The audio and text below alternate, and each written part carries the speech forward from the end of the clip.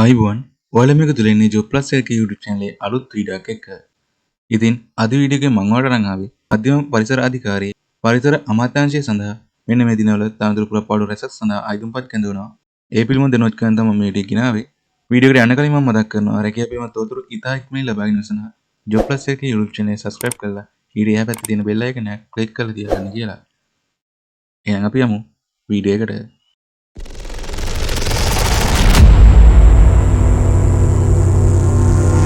මධ්‍යම පරිසර අධිකාරියේ පහත සඳහන් තනතුරු පුරපාඩු පිරීම සඳහා සූසුකම් සපුරා ඇති ශ්‍රී ලාංකික පුරවැසියන්ගෙන් අයිදුම්පත් කෙඳවලා ලැබෙන බඩතාවමේදී සඳහන් කරලා තියෙන්නේ. අපි නම් බලමු මධ්‍යම පරිසර අධිකාරිය විසින් නිකුත් කළ තියෙන තනතුරු පුරපාඩු මොනවාද කියලා.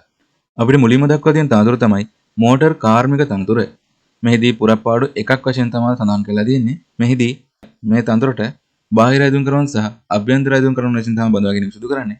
අපි මුලින්ම බලමු බාහිර ඇදුම් කරන වශයෙන් අයිදුම්පත් යොමු කරද්දී වදවා ගැනීමට අදාළ සුසුකම් මොනවාද කියලා. කෘතික සහ වෘත්තීය අධ්‍යාපන කොමිෂන් සභාව විසින් පිළිගත් වෘත්තීය පුහුණු ආයතනයකින් අදාළ ශ්‍රේෂ්ඨය සම්බන්ධව නිකුත් කරන ලද ජාතික වෘත්තීය සුසුකම් 4 වෙනි මට්ටමට නොඅඩු ප්‍රවීණතා සහතිකය ලබා තියෙන ඕනි කියලා තමයි කියා තියෙන්නේ.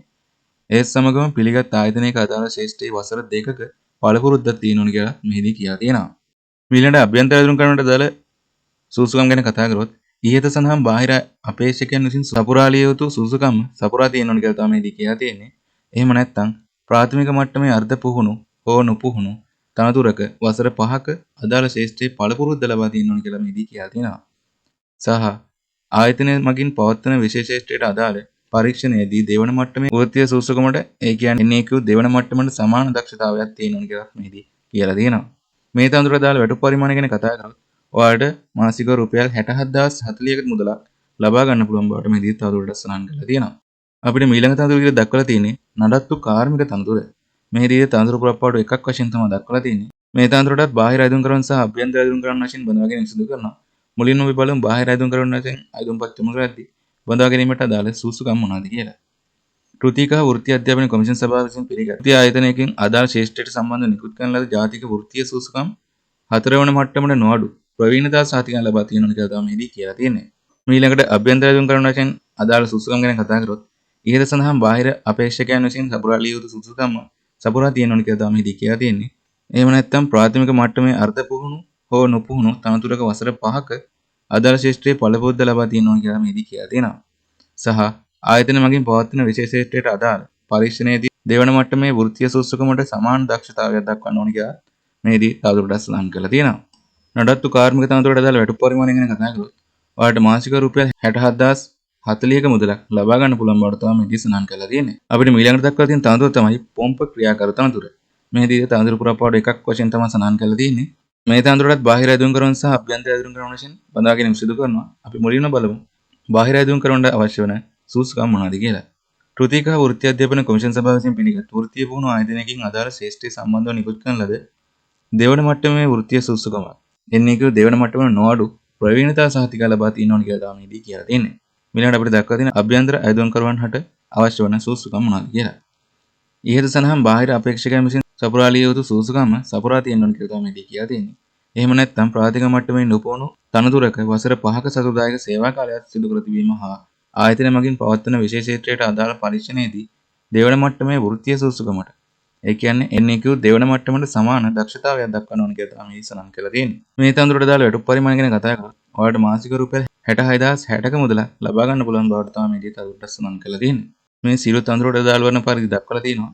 මෙම සියලුම තනතුරු ස්ථීර තනතුරු වන අතර සේවක අර්ථසාධක අරමුදලට සහ සේවා නියුක්තියන්ගේ භාරකාර අරමුදලට හිමිකම් ලබන බවට තමයි මේදී සඳහන් කරලා තියෙන්නේ. ඒ වගේම සියලුම අයදුම්කරුවන් වයස අවුරුදු 18ට නොඅඩු විය යුතු අතර අවුරුදු 45කට නොවැඩි විය යුතුයි කියලා තමයි මේදී කියලා තියෙන්නේ. තනතුරේ රාජකාරී හොඳින් ඉටු කිරීමට සහ දිවයිනේ ඕනෑම ප්‍රදේශයක සේවය කිරීමට ශාරීරික හා මානසිකව යෝග්‍යතාව විය යුතුයි කියලා මේදී කියලා තියෙනවා. ඒ වගේම විශිෂ්ට සදාචාරාත්මක චරිතයකින් යුක්ත පුද්ගලයෙක් වෙන්නත් ඕන කියලා තමයි මේදී සඳහන් කරලා තියෙන්නේ. අපිට ඊළඟට දක්වලා තියෙන අමතර ප්‍රතිලාභ විදිහට ඉතිරි වෛද්‍ය නිමාඩු ප්‍රතිපූර්ණය කිරීම සිදු කරනවා කියලා. ඒ වගේම වෛද්‍ය රක්ෂණාවරණ පහසුකම් ලබා දෙනවා. ඒත් එක්කම ආපදා ණය පහසුකමකුත් ලබා දෙන බවට තමයි මේදී සඳහන් කරලා තියෙන්නේ. මේ සියලු තනතුරට දාලා වෙන පරිදි බඳවා ගැනීමේ ක්‍රමවේදය කොයි ආකාරයකට සිදු වෙන්නේ කියලා මෙහි සඳහන් කරලා තියෙනවා. මධ්‍යම පරිසර අධිකාරිය විසින් පවත්වනු ලබන පරීක්ෂණයක් මගින් හෝ සමුක පරීක්ෂණ මණ්ඩලයක් විසින් මෙම දැන්වීමේ සඳහන් සුසුකම් සපුරාන ආයුධකරුවන් අතරේ ඉහළම ලකුණු ලබාගත් අය තනතුරු සඳහා පත් කිරීමට තෝරාගනු ලැබෙන බවට තාමදී කියලා තියෙනවා. ඒ වගේම අදාළ පරීක්ෂණයේ කළමනාකරන සේවා දෙපාර්තමේන්තුව විසින් අනුමත කරන ලද ක්‍රමවේදයට අනුව සිදු කරනු ලැබෙන බවට තාමදී තවදුරටත් සඳහන් කරලා තියෙනවා. අපිට ඊළඟට සඳහන් කරලා තියෙනවා ආයුධපත් කොහොමද ඔයාලා යොමු කරන්න ඕනේ කියලා.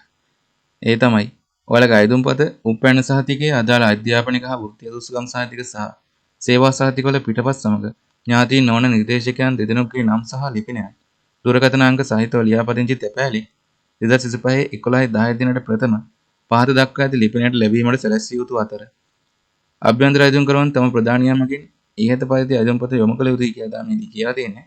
ඒ වගේම අයදුම්පත් බහලුව කවරේ වම්පස ඉහළ කෙරවලේ අයදුම් කරන ලබන තනතුරු සඳහන් කළ එවන්න ඕන කියලා මේදී කියලා තියෙනවා. තැපෑලේදී අස්ථානගත වන හෝ ප්‍රමාද අයදුම්පත් පිළිබඳ මධ්‍යම පරිසර අධිකාරිය වග කරනු නොලැබෙන බවට මේදී කියලා තියෙනවා. ඒ වගේම අයදුම් පත්‍ර බාර ගන්නා දිනට පසුව ලැබෙන අයදුම්පත් ප්‍රතික්ෂේප කරනවා කියලා මේදී කියලා තියෙනවා.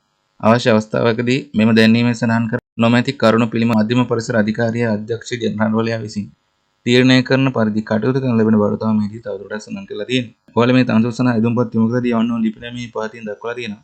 ඒ තමයි අධ්‍යක්ෂ ජනරාල් මධ්‍යම පරිසර අධිකාරිය 104 ඩෙන්සිල් කොබ්බයි කඩුව මාවත බත්තර මුල් යන ලිපිනය තමයි ඔයාලා අයදුම්පත් යොමු කරන්න ඕනේ. ඔන්න මම මේ වීඩියෝෙන් කතා කරේ මධ්‍යම පරිසර අධිකාරිය පරිසර අමාත්‍යාංශය මගින් නිකුත් කළ තියෙන තනතුරු පුරාපාඩු රැසක් පිළිබඳව. මෙන්න මේ වගේ රජයේ රැකියා, පෞද්ගලික රැකියා, රජයේ නිවේදන සහ පාඨමාලා පිළිබඳ තොරතුරු ඉතා ඉක්මනින් ලබා ගැනීම සඳහා ජොබ්ලස් එකේ YouTube channel එක subscribe කරලා ඊට එහාපැත්තේ තියෙන bell icon එක click කරලා තියාගන්න කියලා මම මතක් කරනවා. ඒ වගේම වීඩියෝ එක like එකක් දාලා තව කෙනෙක්ට බලන්න share කරලා channel එකත් එක්ක දිගටම දෙලා ඉන්න කියලා මම ඔයාලට ආරාධනා කර සිටිනවා. එහෙනම් අපි තවත් අලුත් වීඩියෝකින් හමුවෙමු. ඔයාලා හැමෝටම සුබ දවසක්.